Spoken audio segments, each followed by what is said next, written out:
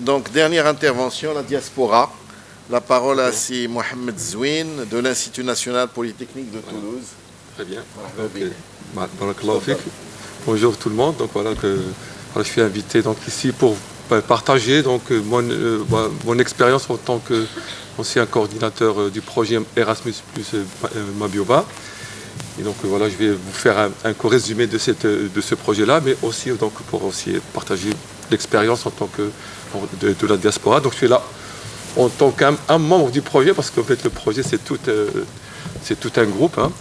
Et donc voilà, je vais vous la raconter sous forme d'une courte histoire, comment ça a commencé rapidement, et après je vais aussi donc, voilà, me focaliser sur les points que vous avez incités donc à en parler pour le côté de pérennisation.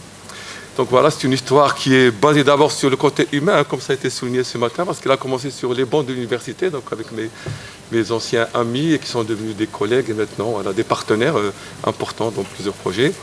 Et donc après ces projets, donc après ce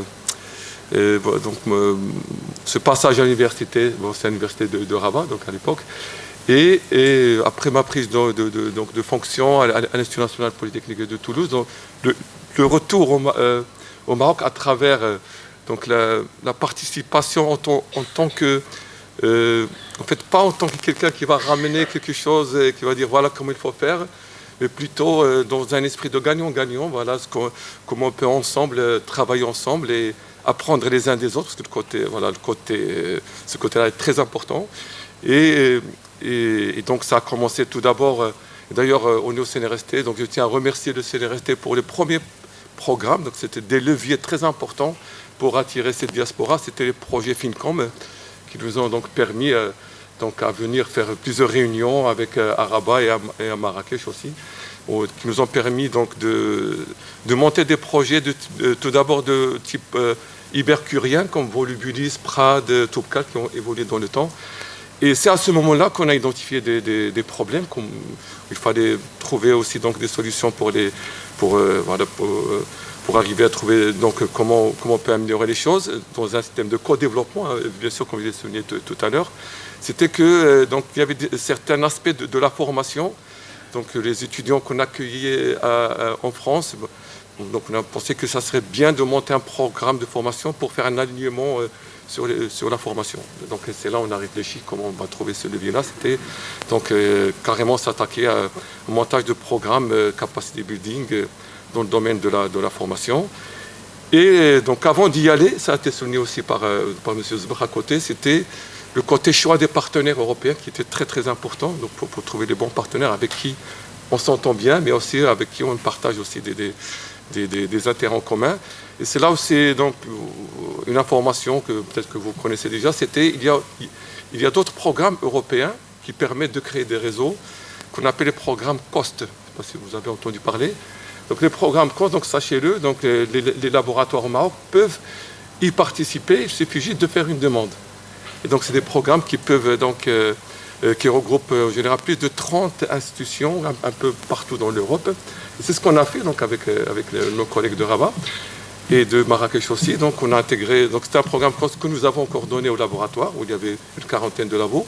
Et c'est dans ce vivier-là qu'on a identifié les partenaires avec qui on allait monter le programme européen de type Erasmus. Et donc comment s'est fait donc ce choix-là? C'était tout d'abord il fallait identifier les défis sur quoi on va travailler, quel défi sociétal. Donc à l'époque, donc, quand on a monté ce projet, c'était le défi sécurité alimentaire en relation avec donc, les changements environnementaux liés au réchauffement climatique. Voilà. Et donc on s'est attaqué au montage de ce projet. On était content d'avoir eu le financement, ce qui nous a permis pendant 4 ans, depuis 2016, à travailler ensemble avec une dizaine d'institutions, 5 en Europe et 3 universités au Maroc avec deux institutions de recherche. Et donc l'idée c'était de monter un master en biotechnologie végétale, avec un aspect environnement aussi qui est important, qu'il fallait aussi intégrer dans le projet, et aussi intégrer le monde socio-économique. Voilà. Donc on avait donc aussi des partenaires de ce secteur-là. Donc pour donner rapidement les résultats de ce projet, donc on a identifié le thème du master. Nous avons créé 18 modules avec 57 unités d'enseignement avec 200 heures en e-learning. Donc là, je suis d'accord avec ce qui a été dit ce matin, le e-learning tout seul ne peut pas résoudre le problème. Alors le côté e-learning, ça nous a permis de mutualiser certaines unités d'enseignement entre les universités marocaines, voire aussi européennes, qui ont aussi profité de cela. Voilà. Les salles, ah oui, voilà. Et puisque c'est un des objectifs du master, c'était aussi donc d'intégrer tout ce qui est nouvelles technologies d'enseignement. Donc nous avons créé 3 salles de pédagogie active, donc avec un budget de 200 000 €. C'est une bonne partie du projet. Et donc ce qui a permis donc aussi donc, d'accomplir ces formations en utilisant les technologies modernes d'enseignement. Voilà. Donc ça c'est le côté formation. Donc juste pour finir rapidement sur la pérennisation. Donc nous avons créé une association qui s'appelle AgirMed. Donc c'est une association pour promouvoir donc, les agrobiosciences, avec le côté environnement toujours, donc, ce qui nous a permis de donner plusieurs cours avec nos partenaires en visioconférence pendant la période du Covid et élargir le partenariat. Et nous avons aussi déposé des projets de type mobilité.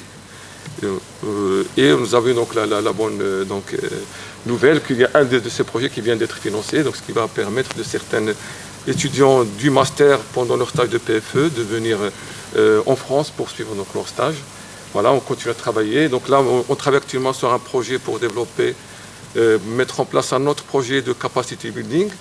Mais cette fois-ci, pour vraiment se focaliser sur le monde socio-économique et les entreprises, comme ça a été dit tout à l'heure, on pense tout l'aspect autour de la formation par alternance avec les entreprises. Voilà. C'est quelque chose qui marche très bien maintenant en Europe.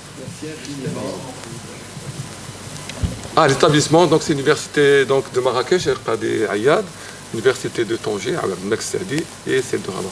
Voilà. Parfait. Voilà. Après, donc, on a eu d'autres universités qui ont rejoint le projet, donc l'UM6P, l'université de Oujda aussi, voilà, exactement. Donc voilà, donc, on continue donc à élargir le partenariat, voilà. Voilà, alors ils connaissent très bien l'impact. Voilà. Effectivement, donc à travers cette association, dans chaque université, on a des étudiants ont créé un bureau et ils ont organisé plusieurs journées avec des thématiques autour de AgirMed, des agrobiosciences. Et là, on est en train de monter un site internet pour donc mettre tous ces résultats dessus, pour aussi donc qui va permettre. Exactement, voilà, exactement. Ils font semblant, hein, mais ils connaissent parfaitement les résultats que l'on va aboutir. D'ailleurs, je tiens vraiment à les remercier parce qu'ils nous ont vraiment bien accompagnés donc, pendant le projet et même après, donc, pour le côté pérennisation. Voilà, exactement. Voilà, bien, bon, je pense que ce panel arrive à sa fin. Donc, un grand merci aux panélistes pour les différentes propositions et recommandations qui vont certainement paraître dans le PV de cette belle demi-journée. Je pense que j'étais plus généreux que le premier panel. Vous êtes d'accord? S'il m'ont dit, désolé mon ami. Désolé mon ami. Donc, à mon tour de remercier très très chaleureusement Madame Dadaoui et Siranimi pour l'organisation de cette belle demi-journée. Et Madame Al-Alami, évidemment, de nous avoir accueillis au sein du CNRST. Et je pense qu'il faudrait multiplier ce type de demi-journée parce que c'est vraiment cet échange permet d'aboutir, d'identifier un certain nombre de points qu'il faudrait améliorer. Voilà, absolument. Mais peut-être qu'il faudrait se déplacer aussi. Donc, dans chaque... Il faut faire ça au niveau régional. Merci infiniment, merci à l'audience. À mon tour, je tiens à remercier toutes les personnes qui ont participé, parce qu'il y avait tout un travail en amont. Je remercie messieurs les présidents de leur générosité. Également, je sais que votre agenda est très, très, très bien rempli. Je remercie tous les participants, Sisberg, Siswin, le premier panel, les gens qui ont assisté et les personnes aussi qui sont en ligne également avec nous. Et puis, je remercie également Alors, une personne, parce que quand on cite le bureau, on pense à M. Ranimi et à moi-même, et on oublie qu'on a une autre personne. C'est Imen, c'est notre force douce du bureau, que je remercie infiniment pour sa patience, pour sa générosité, sa disponibilité. Merci beaucoup.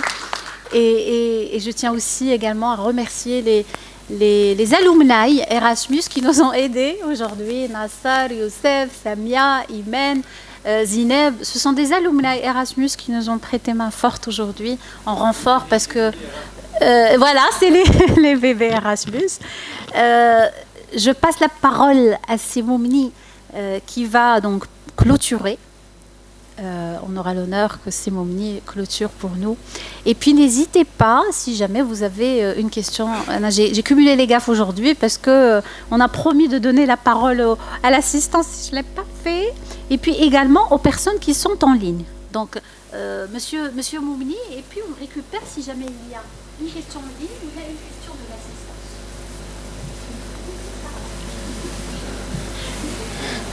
Merci Latifa. Honorable assistance, je ne vais pas tarder parce que je sais que c'est la fin de la journée. Ce que je vais essayer de résumer ou de récapituler certains points essentiels, c'est que ce programme Erasmus+ est un programme qui permet à nos étudiantes et à nos étudiants, à nos administratifs et à nos enseignants-chercheurs d'échanger et de s'ouvrir sur l'espace méditerranéen et sur l'espace européen d'une manière générale. Je pense que ce programme permet à nous toutes et tous de gagner un plus, à savoir cette ouverture et l'acquisition d'un nouveau savoir. À ce titre, je remercie chaleureusement Madame Latifa Dadawi, Ahmed Ranimi et Iman pour le travail qu'ils font au niveau du NIO. Et je ne quitterai pas cette salle sans remercier mes collègues de l'Université Abdel Malek Saadi qui sont ici présents ou ceux qui n'ont pas pu venir ou celles et ceux qui suivent cette réunion à distance. Je remercie l'ancienne équipe Erasmus pour les efforts, Tempus et Erasmus pour les efforts faits et déployés et je remercie l'équipe actuelle qui est chargée à la fois de la sélection des études de dossier pour la mobilité et je remercie Mohamed El-Kbilich pour les efforts qu'il fait pour piloter à l'échelle de l'université ce projet-là. Et je vous assure que l'Université Abdel Malek Saadi n'aménagera aucun effort pour aller dans ce sens. Merci encore une fois. Merci au deuxième panel. Tu étais plus généreux que moi, mais c'est ta nature. Tabarak Allah alaikum.